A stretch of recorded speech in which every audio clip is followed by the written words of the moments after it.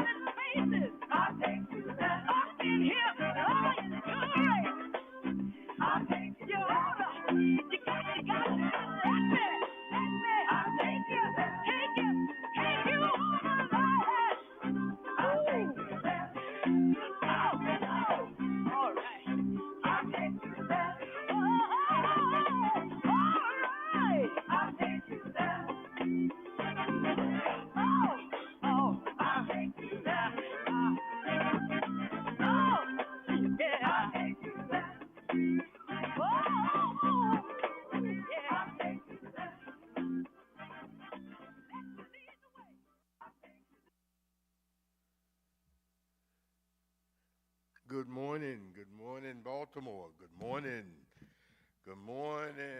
Washington, D.C. Good morning, Delaware. Good morning, Virginia. Good morning, America. It is delightful to be able to come to you this morning. I'm glad to be back. I know that you all been enjoying some good discussions, some good sharing, so I'm glad to be back to share with you today. I know a place, and I will take you there. No crying, nobody worrying, no smiling faces, lying to the races. I know a place and I'll take you there. And that's the important factor is where I grew up. In we say often that I'm from Snow Lake, Arkansas. Actually, the section that we called that was black dominated was King Ridge. All of King Ridge basically was controlled by African Americans, even descendants of the members of our family. So we thank God. And next to us, and I must acknowledge those, next to us was the Gardner Farm.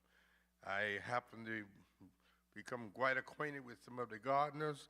The Gardner Farm was also a black-operated section. The Gardner, Milton Gardner, was a close friend of mine. We went to the University of Arkansas together. And so we salute that place. I know a place that I came from, and it was a place where there was complete cooperation. There was nobody killing each other, nobody stealing from each other, no crime being committed. It was a place of black interest, black concern, and the unique thing was everybody was your parents. In other words, even though we have our strong mother, I had a strong mother, strong father, a great section of the country that we own, but no matter where I went in the community, I was supervised and controlled by others who also recognized as my as a parent to us. So everybody was everybody's family and parents. So it was a great experience, and not only in that section. I know this was taking place all over the country during that period of segregation, because we were forced in essence to be together. We were forced in essence to buy for our own business, to eat out of our own restaurants. We were forced, and it's amazing how that force was a blessing and how we were strengthened and developed. And also, one thing that was realized and that I want to talk to about, one thing that was realized was that the natural skill that originated in our existence from out of Africa. And that's one of the things that many areas failed to utilize and to do, and had to go through a lot of stuff, of developing stuff that they didn't have to do if they had to recognize and wrote history books and about the developments that had already taken place in Africa. So so these individuals that we're going to make reference to sometime, that individuals that was influenced by the slave trade, influenced by the outcome of the development in Africa, and how they contributed to this country. that even in this time they still not recognize their contribution. But it's indeed a blessing to come to you. I always kind of use a little period here where we talk about black history. Al-Kabulon, okay, Al-Kabulon, it was the original name of Africa, the mother of mankind, or the Garden of Eden. That's what that meant, Al-Kabula. That was the original continent name. Africa was Al-Kabula. So it has a special meaning. It was the Garden of Eden, and it was the mother of all mankind. In other words, this name is saying that the origin of mankind came out of Africa. The origin of mankind came out of Africa. And, you know, this type of contribution and appreciation does not want to be expressed that all mankind, the origin of mankind, period, no matter what race you are, the original origin is out of Al-Kabua, the mother of mankind, the Garden of Eden. But I want to talk about a little something else other than that. I know that I think the first thing I want to talk about is some historical experiences here in the United States that some of us have gone through. Let's talk about the science and medicine first. Blood bank, Dr. Charles Drew.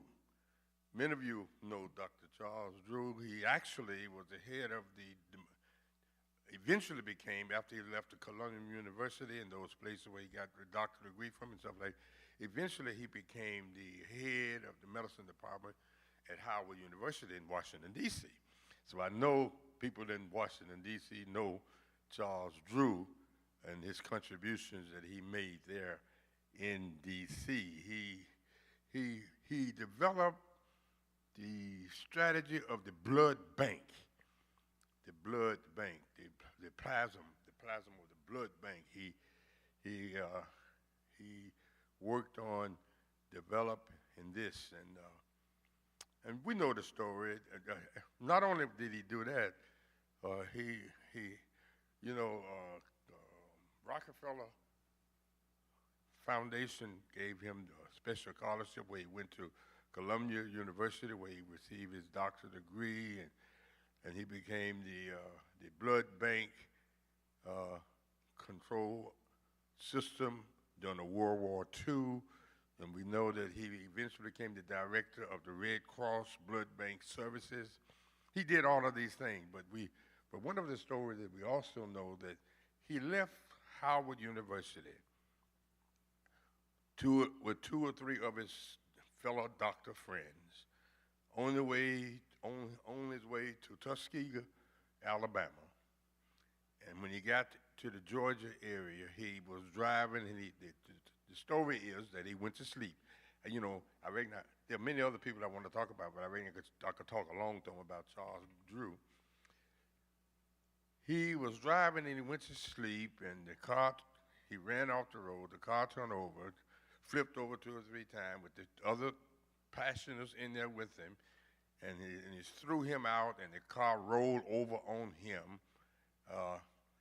And ultimately, he was rushed to the hospital. Him and one of the other fellows that were hurt pretty bad, both of those went to the hospital.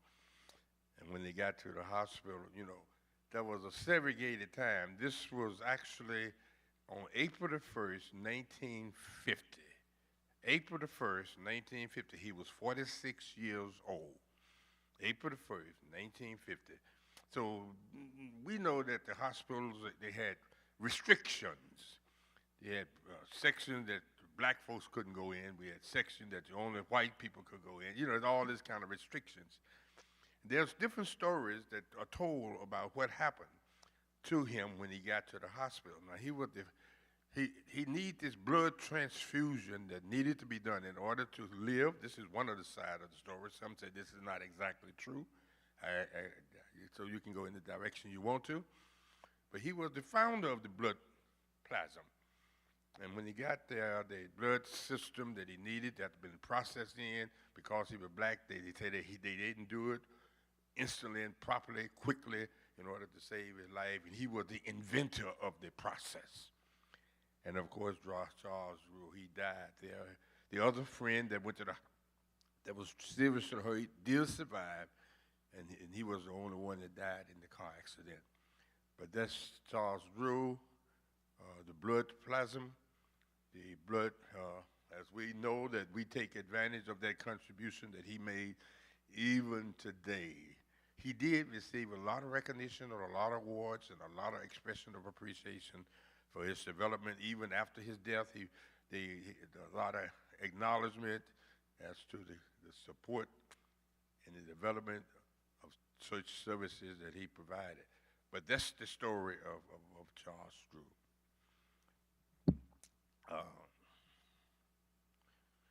That was a great story, Dr. Jones. I've heard the story about him before, but you gave some interesting facts. Well, there's another fellow named Daniel. And who else do you have? Daniel Hale Williams. He actually did a lot of research and writing in D.C., but he ultimately ended up going to Chicago. And he was the first doctor who was successful in the open heart surgery. Dr. Williams, Daniel L. Williams.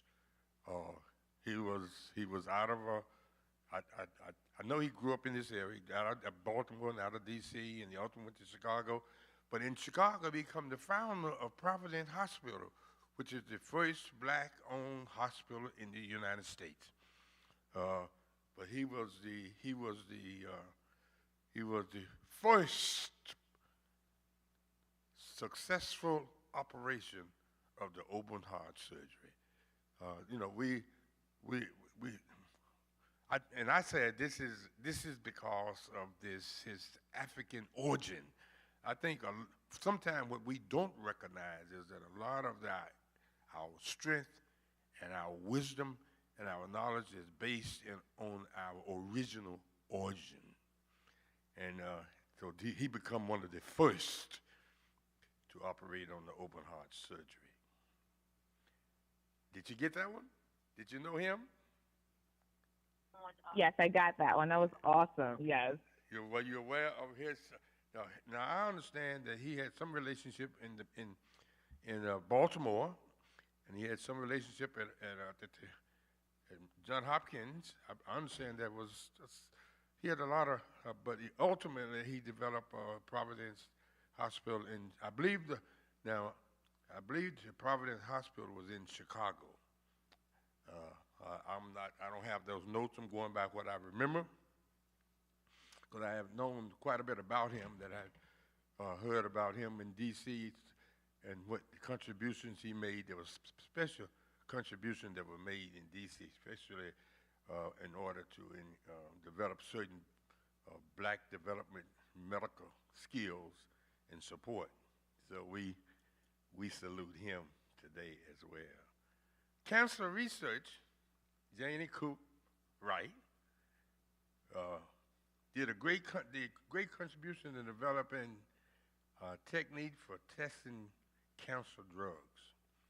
These are black individuals that are not part of the history book, and that's why I stopped to give some.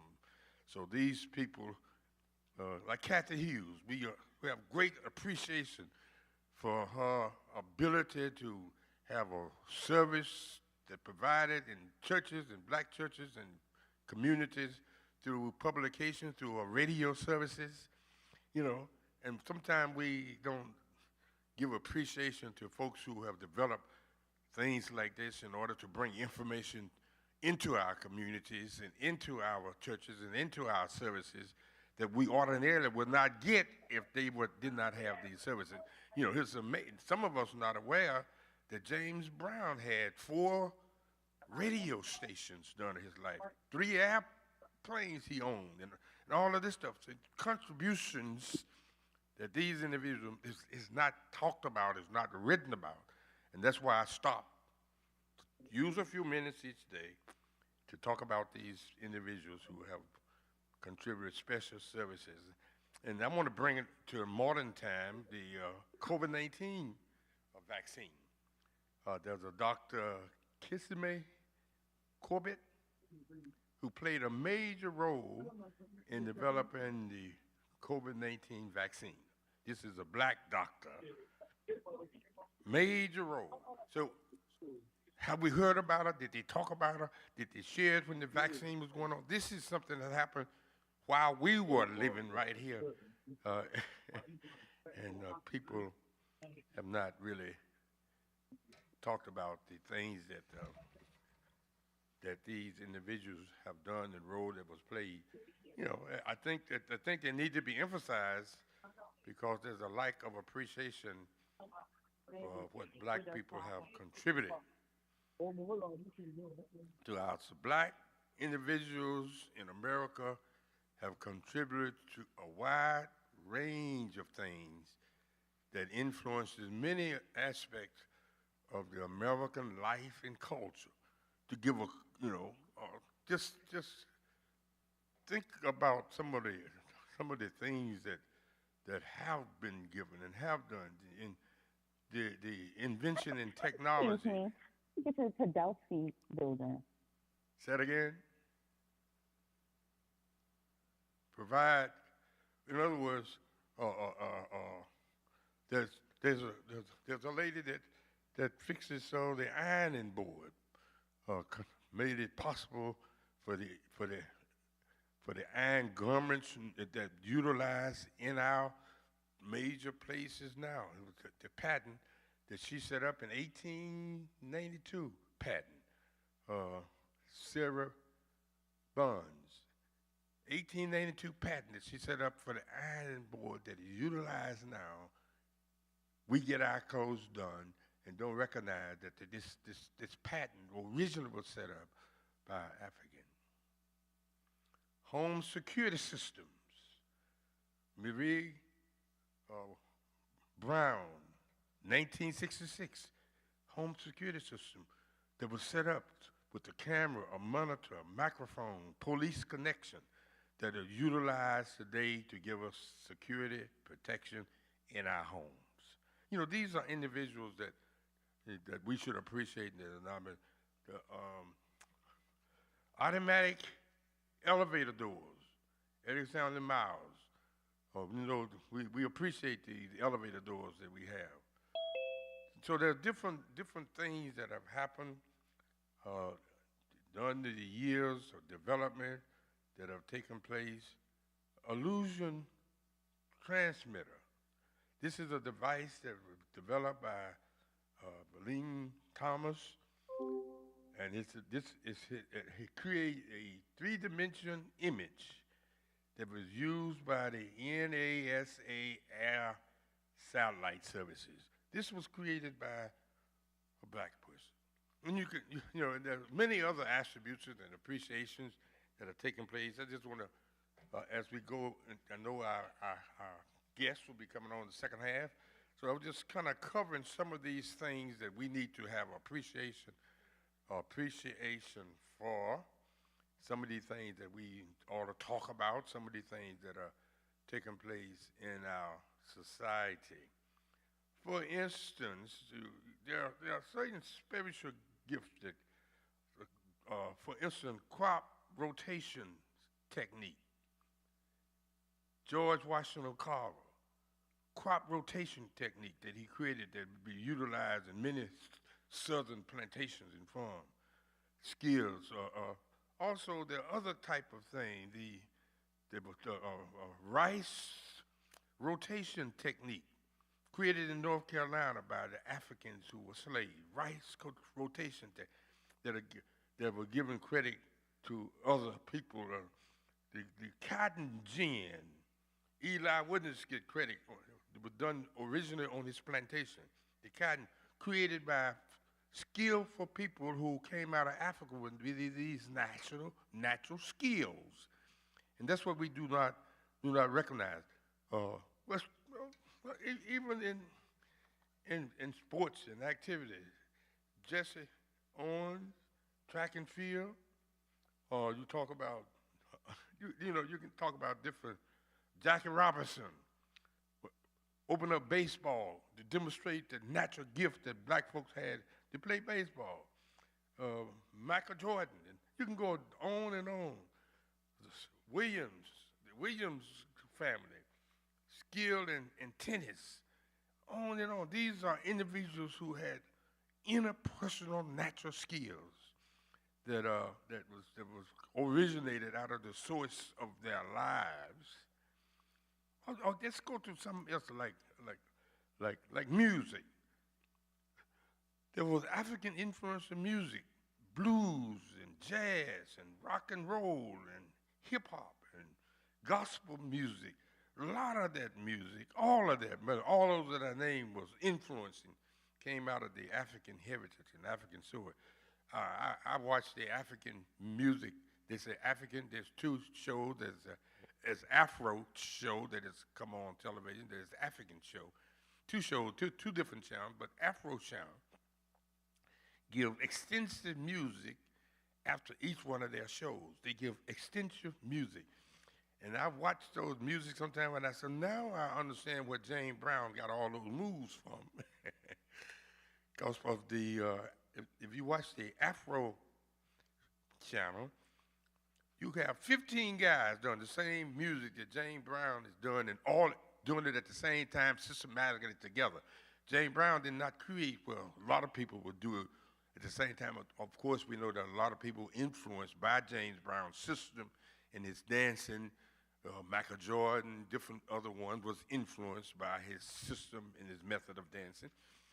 But this was 15. If you watch the Afro channel, you got all these people doing the music they do the movements at the identical of the same time, which I have not quite seen that in this country yet. Then you can go on to other aspects and other things that are influenced. The black culture, black things that are fashion, black culture fashion.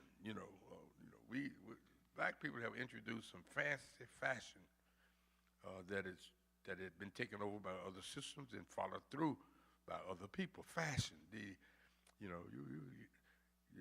you haven't seen no real fashion unless you see what that originated out of the black community.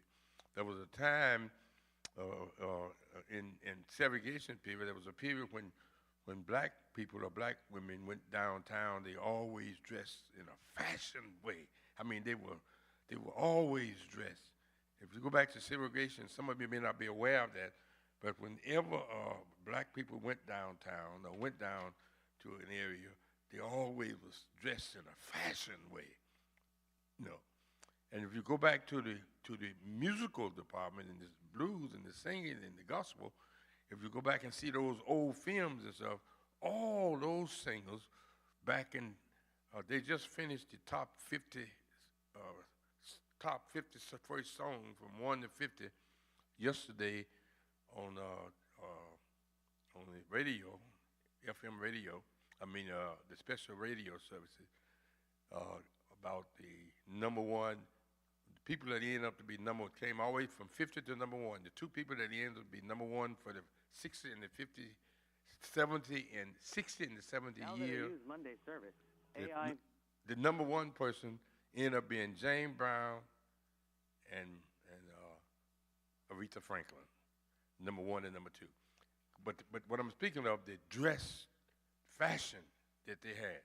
So I know it's almost time to go into the second, but let me talk about something that we need to be aware of here at Concord Baptist Church. And that we need to be aware of first of all, I want to congratulate Eli Cofield and Claudia Cofield for their 50th anniversary celebration. 50 years that they have been married. Deacon Cofield is our chairman of our deacon ministry. He plays a major role in what happened at Concord, and we great appreciation for him. And Claudia is over the Saturday school, the development of a square school that we have throughout the year on Saturday with the children. We got so many children that are involved in that. Want to salute her. And also, she is in charge of the summer camp program. They're going to be starting on the 9th of this month, August, that goes from July to August the 9th. Started the dates for the service, and it says from 8 a.m. until 4 p.m. We encouraging you to have your children register, come on in, get involved in the services that be coming up. I believe it start coming up on Monday. Register your children for these services. It's $100 per week, and we are encouraging parishioners in Concord here and parishioners in all churches to give support to these families that cannot afford the $100 so their children can be involved in this particular program. These children, we have had children in this program that's been going on, of course, for a long time, and they have come life. We have an Olympic-sized swimming pool and all that stuff out there, and they have become lifeguards, and they work as lifeguards for the city and state now. Over the years, we train them out there to become lifeguards, and not only do they train them to become lifeguards, there are other principles. There are many different principles that they are teaching these children. They got a list here: the Bible lesson, their games, educational, arts, crafts, food, and swimming, and dancing, and music, and it goes on and on, all of the skills. The unique thing about it, what we know, is that God has given everybody some kind of special skill. Now, it's imperative that we encourage and motivate our children and help our children to identify that skill as early as possible. I have known people who have not identified their skill till they were 55 or 60 years old. But when they did identify their skill, they became quite successful business people. But the time was limited. They didn't discover it until they were 55 or 60 years old. If they had to discover that in their 20s or 25, remember, they would have had all those years to develop to take advantage and develop the benefits from those skills.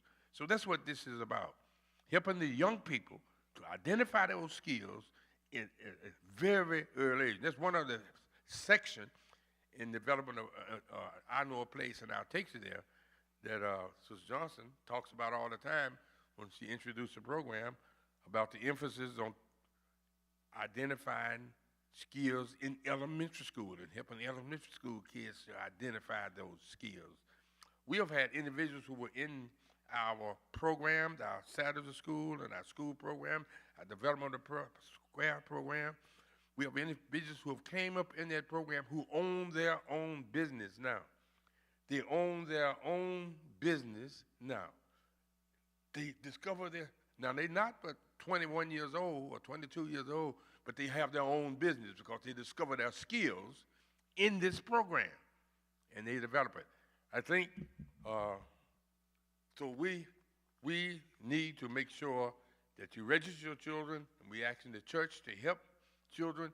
We asking parents, if you do not have the money, bring your child here anyway, and submit your child and request some help from, if you're a member of another church, request it from your church. If you're not a member of this church, request it from this church, that you need support and help for your child to be in this program. And it's time for us to make a change. I think we have this song coming up, We Are the People, and we can do it. And they are coming up now as we prepare to change for the second half. Yep. Here we go. We are the people who can do it. Oh, yeah. It's time. Time to make the change. We are the people who can do it. Yo, Mom, kick it for me one time. What is the world coming to? Seems like everyone is running from the truth. Yep. We got gathered to find.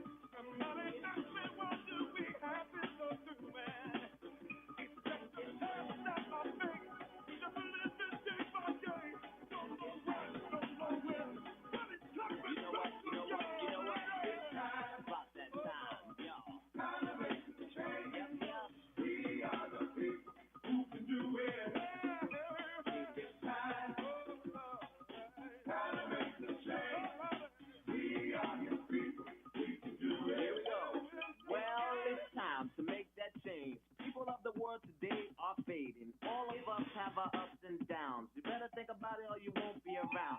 What we need is a little bit of love, sent by one from heaven up above. Think of it, it's simple and plain. This ain't no game, you know what I'm saying.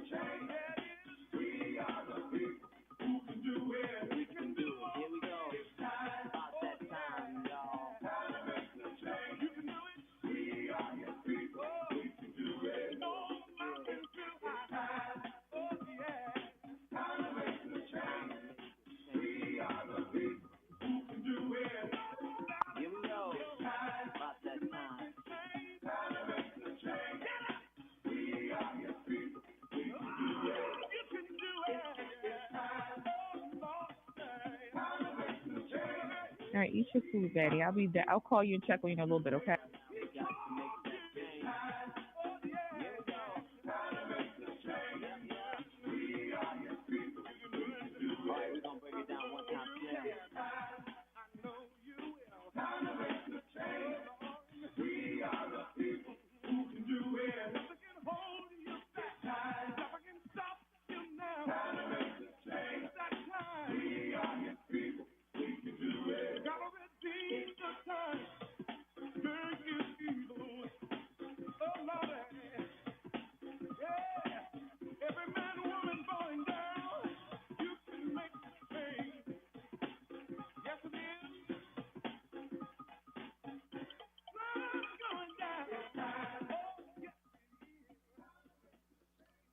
We are the people, and It's we time to make it. And we can do it. Yes, we Dr. Jones. We some, are the people, and we can do it. and some of us are not convinced that we can do it, and that's why Hmm. we have this song coming in. We have too many individuals who are not convinced that we are the people and we can do it, and we're going to keep saying it over and over again until we need to convince more people in our community, in our society, in our race, that we are the people. We are the origin of mankind. And I think God is holding us responsible. You can put it anywhere else you want to. If we're the origin of it, and we're the origin of creation, God is holding us and expect us to do it. And we are the people, and we can do it. I'm talking on, well, I'll come back to that after we finish this. Is the guest ready? Is the guest ready? If the guest's not ready, I will continue. I believe so. Is our guest? Is the Is guest our ready? guest on? Okay, good. Nope. Let's give them a second. They're trying to get into the portal, so let's give them a second. But you have Okay, something well, else to announce? let me continue some things, other thing I want to talk. Because I want to, this Sunday is First Sunday, and it's Communion Sunday here at Concord.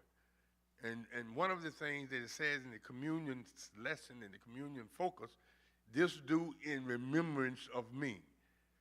This do in remembrance of me. So if we remember what Jesus have given us and the instructions he have given us, what I'm talking about, oftentimes people come to me and ask me, how are you doing? I say, I'm excellent. So, and the only way you can be excellent is to remember Jesus. Remember what he has instructed you to do. So what I'm talking about tomorrow is why I say I'm excellent at all times and how you can be excellent at all times. So I'm giving a detailed illustration. First of all, the list of things that prevent you from being excellent and the things that you can do regardless of the circumstances that will keep you to be excellent at all times. And that's to keep, You, circumstances and conditions and psychological problems, whatever, cannot reduce you from being excellent if you follow the principles and remember the instructions that have already been given to us through the power of God. God became, in the beginning was the Word, and the Word was with God. The Word is God, the Word is God, and the Word became flesh. That's Jesus.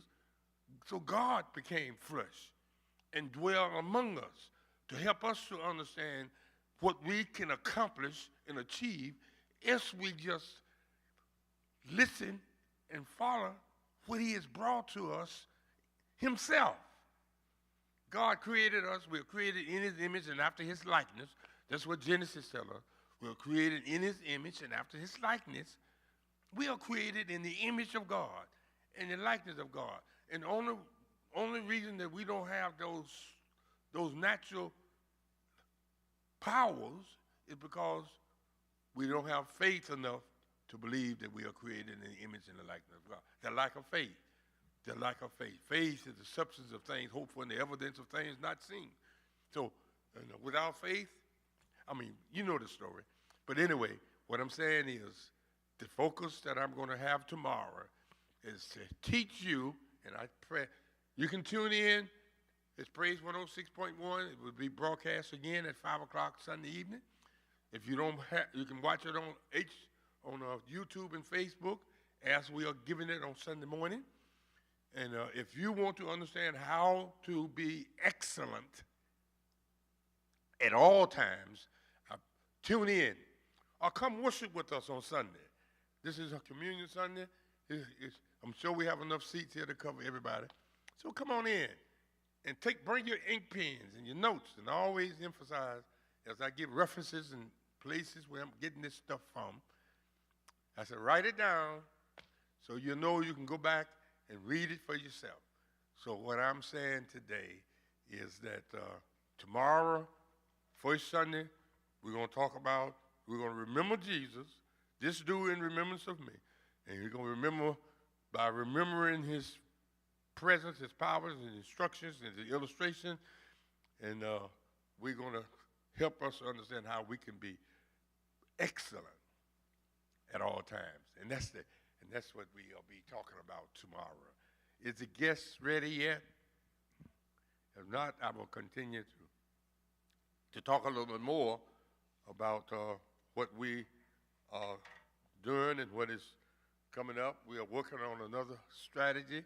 I appreciate the committee that is working on this strategy. We have Family and Friends Day every year in August that is coming up. Oh, yeah, that is coming up. Yeah, Family and Friends. I love you. You guys always do it big at Concord for Family and Friends Day. It's always a thing. Family and Friends Day. But it has been. You having a special speaker? We have been recommending right now, but it's a possibility. We are recommending right now that we are looking at some alternatives. I told them I'll let them know soon, and I will let them know about tomorrow. Some alternatives in the strategy we're going to use for Family and Friends Day. We are coming up with a new strategy for Family and Friends Day, so we can involve more people, more families, more time, more preparation, and everything, so that generally we do have a lot of people, a lot of families, and a lot of stuff show up at Family and Friends Day because we have 2 days usually, the Saturdays and the Sundays. The Saturday with all kind of activities. And there was one time we had Family and Friends Day, that Saturday, before that Sunday of Family and Friends Day. We met at our retreat site, and we all of the members that want to be rebaptized, all of the we at the retreat site we have an Olympic-sized swimming pool, and I rebaptized a whole lot of Concord's members who were already baptized, and maybe I rebaptized some of those I had already baptized. So it is a great experience, Family and Friends Day. We encourage all of our friends. You know, Concord is friend to every church in the state, no matter what denomination you are. Because we have had people involved on the talk show from all denominations. We have people who use our campsite from all denominations. They have carried their churches out there and utilize our campsite. We are part of all denominations. I don't think that everybody that believes that Jesus died and he rose again, I don't care what you call yourself.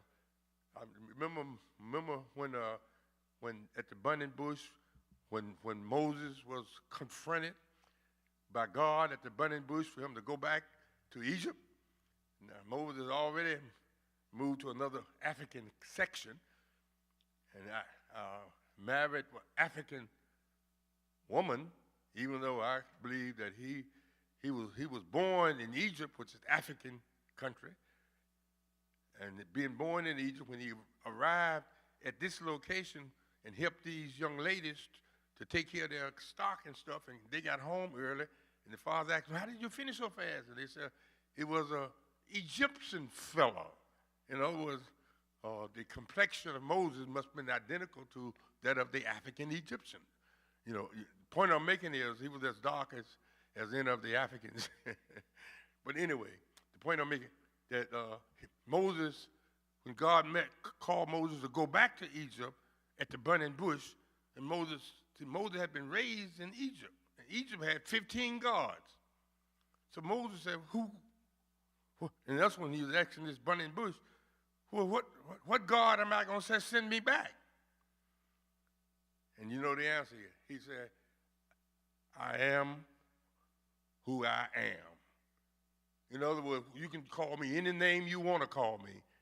It's not going to change who I am.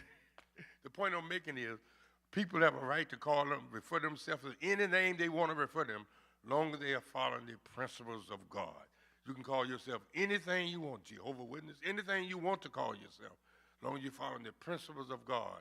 That's what he said to Moses. "I am who I am. Whatever you want to call me, I am who I am.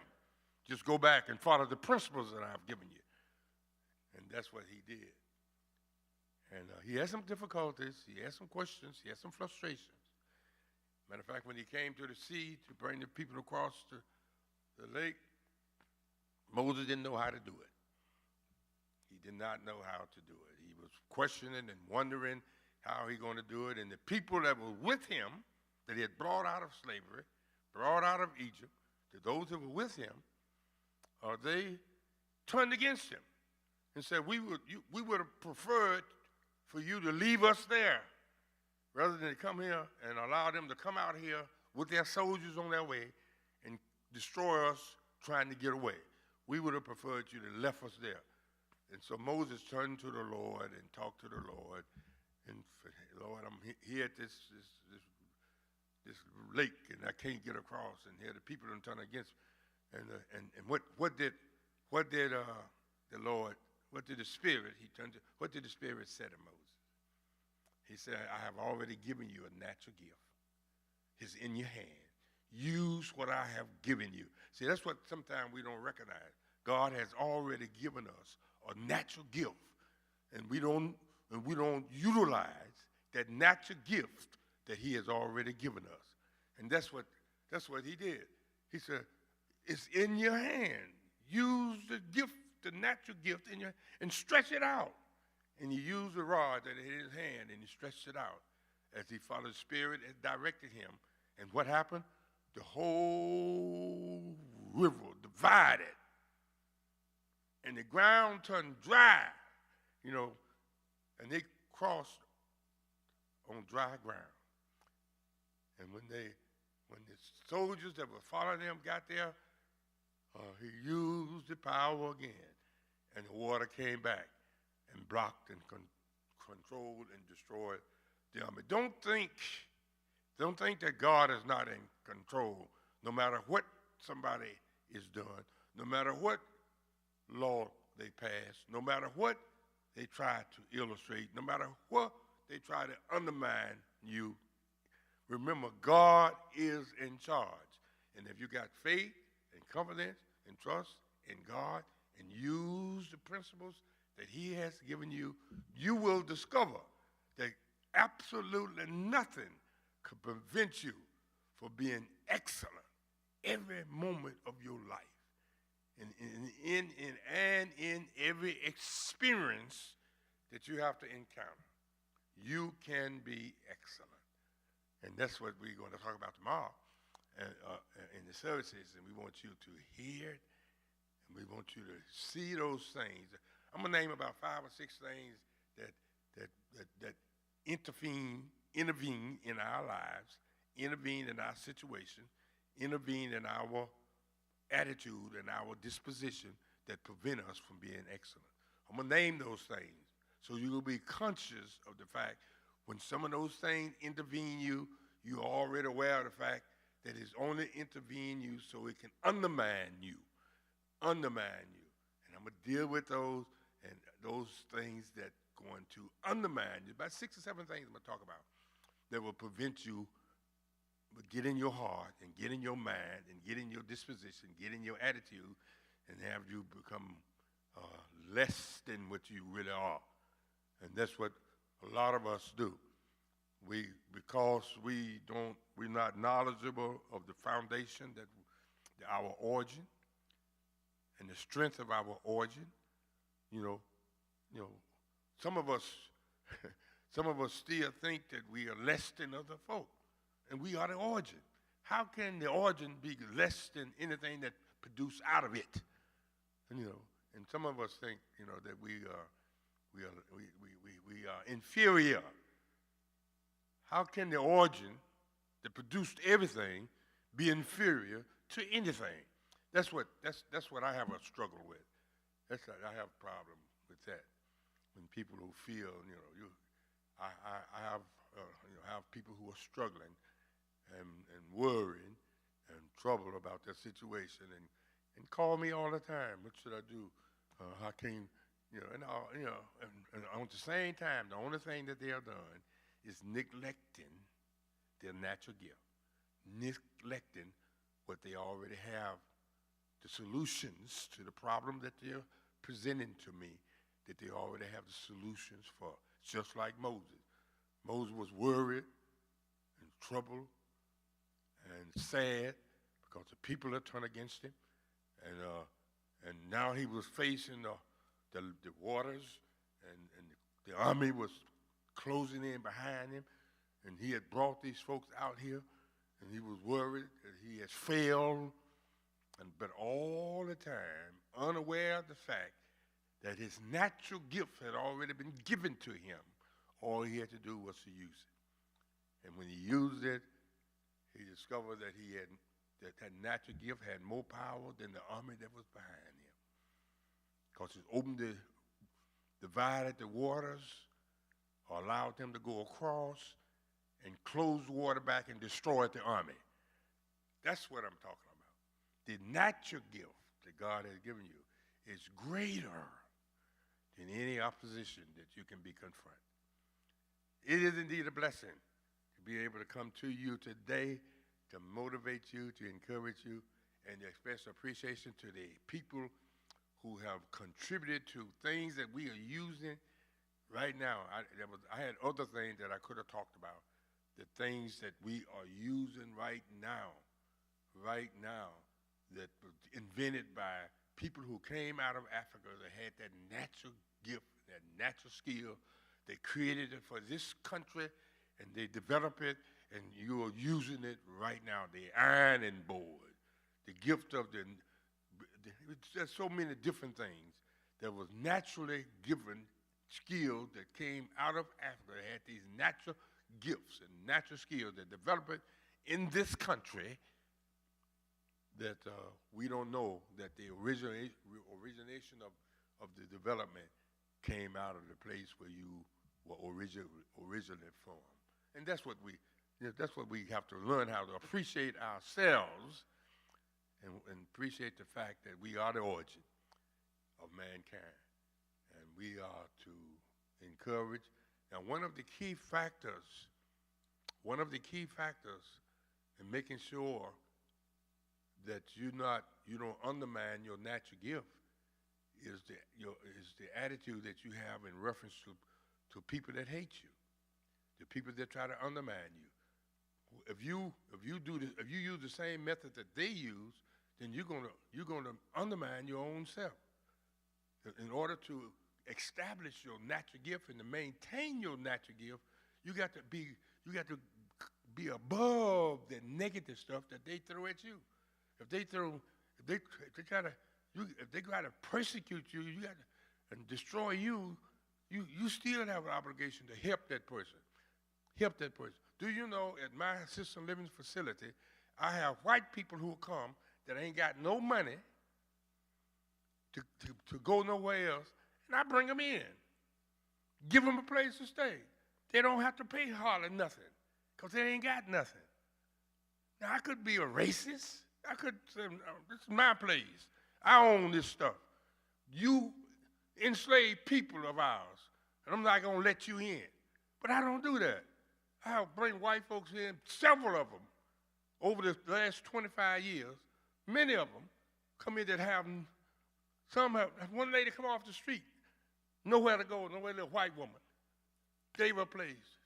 She lived there 15 years, made no money to pay nothing.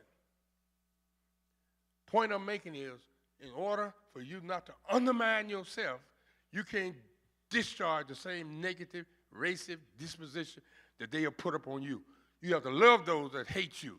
Do good to those that despitefully use you. And care for those that try to undermine and destroy you. That's what is required. You got to overcome you got to overcome the way you have been treated.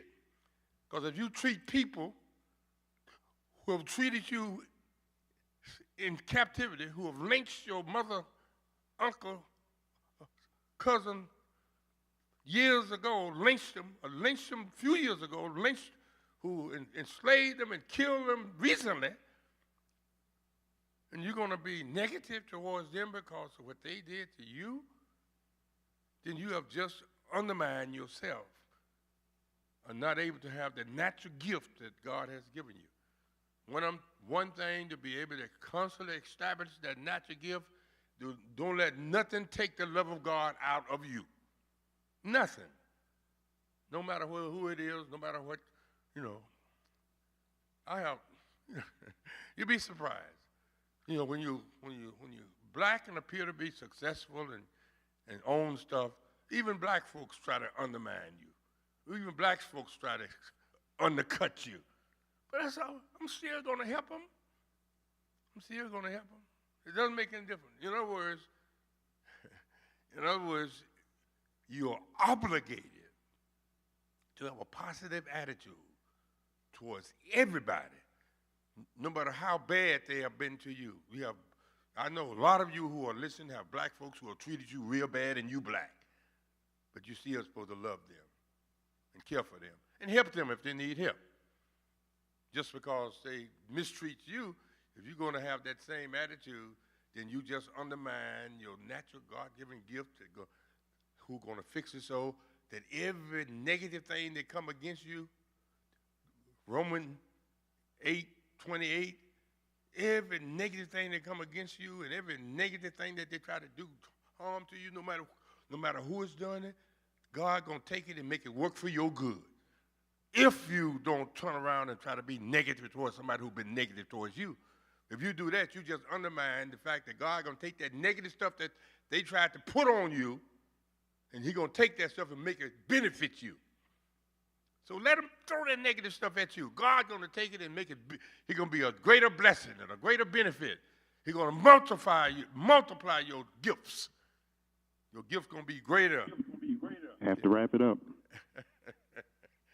I'm just trying to help some folks who may be listening, who are going through some stuff, even with other friends, neighbors, family members. You have family members who treated you bad. You got to treat them good. If you treat them bad because they were negative and ugly to you, then you're going to undermine your natural gift that God has given. Because God's going to take that negative stuff that they put on you, and God's going to multiply it in your favor and make it work for your good. And that's what, if you want to know where they come from Romans, the 8th chapter, the 28th verse. Read it. He said, if you have love, God will take the negative stuff If you love and care about people, God's going to take the negative stuff they try to put against you. He's going to make it work for your good. I know a place, and I will take you there.